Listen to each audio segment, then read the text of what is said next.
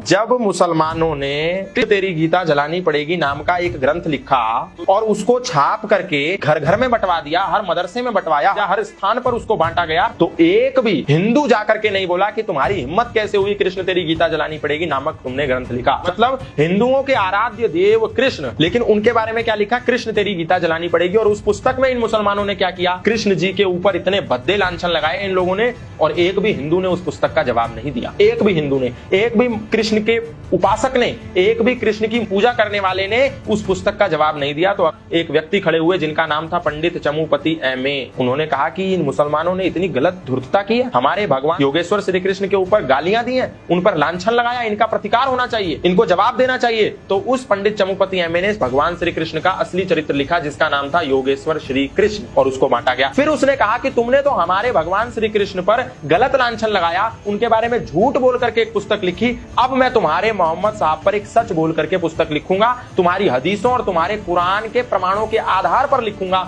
और उस पंडित चमुपति एमए ने एक पुस्तक लिखी जिसका नाम था रंगीला रसूल। अब उसको छापे कौन?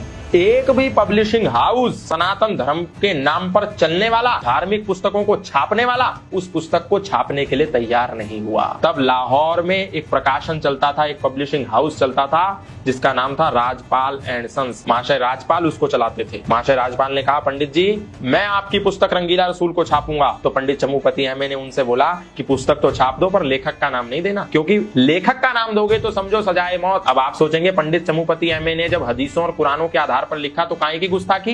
भाई नुपुर शर्मा ने भी तो वही बात बोली थी जो जाकिर नाइक अंतरराष्ट्रीय मंचों पर खड़े होकर बोलता है, क्योंकि वो नुपुर शर्मा ने बोली तो वो गुस्ताखी हो गई, और वही जाकिर नाइक बोलता था, इस्लामिक धर्म गुरु बोलते थे तो वो सही था। तो जब पंडित चमुपति एमए ने कहा तो महाशय राजपाल ने कहा, आप चिंता मत करो, मैं आपका नाम नहीं दूंगा और मैं वचन देता हूँ मरते दम तक मर जाऊंगा, आखिरी सांस तक आपका नाम लीक नहीं करूंगा पंडित जी। और उसने वो पुस्तक छापी महाशय राजपाल ने अपने प्रकाशन से, और लेखक के सेक्शन में लिख दिया दूध का दूध और पानी का पानी, और वो पुस्तक सब जगह वितरित कर दी गई। अब जब वितरित कर दी गई तो पूरे इस्लामिक कुनबे में हड़कंप मच गया कि ये क्या हो गया, अनएक्सपेक्टेड चीज हो गई। उनको ऐसा लग रहा था सनातनी तो सुषुप्त अवस्था में चले गए, सरप्राइजिंग हो गया, उनको धप्पा हो गया। अब क्या करें? तो महात्मा गांधी ने बोला कि तुम्हें इन हिंदुओं को जवाब देना चाहिए। यंग इंडिया उस समय महात्मा गांधी का अखबार छपता था, उसमें बाकायदा लेख लिख करके महात्मा गांधी ने कहा मुसलमानों को हिंदुओं से लड़ना चाहिए, और मुसलमान लड़े। कई बार महाशय राजपाल पर हमले हुए कि बता दे कौन है इसका लेखक, लेकिन महाशय राजपाल ने नहीं बताया। अंततः गत्वा ये केस लाहौर के हाई कोर्ट में पहुंचा। हाई कोर्ट में लगभग 3 साल ये केस मुकदमा चला। जज साहब ने 5 मौलवियों की एक समिति बनाई और बोला कि ये देखो ये रंगीला रसूल इन्होंने लिखी है, मुसलमानों ने इस पे केस कर दिया है, तुम इस पुस्तक को ले जाओ और ले जा करके देखो कि इसमें कौन सी बात ऐसी लिखी है जो झूठ है, कोई ऐसी बात है जो अप्रमाणिक है, जिसका कोई रेफरेंस ना हो तुम्हारी हदीसों में, तुम्हारी कुरान में।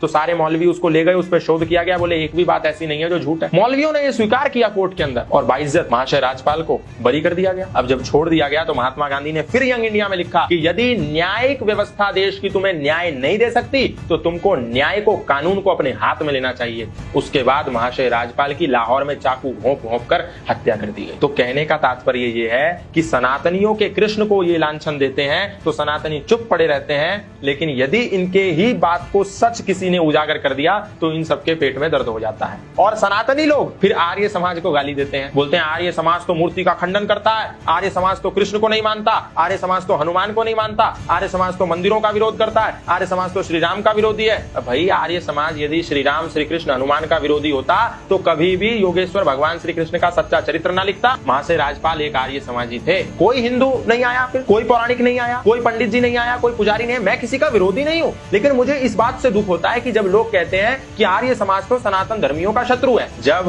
हैदराबाद के निजाम ने मंदिरों में हैदराबाद में ताले लगा दिए तो एक भी मंदिर का व्यक्ति पूरे देश से एकत्रित होकर नहीं गया कि वहां जाकर के हम युद्ध लड़ेंगे और मंदिरों के निजाम के आगे लड़ाई लड़कर अपने मंदिरों के ताले खुलवाएंगे। आर्य समाज गया, स्वामी महात्मा नारायण स्वामी गए और जाकर के हैदराबाद के निजाम को घुटने पे टेका और मंदिरों के ताले खुलवाए। किसने?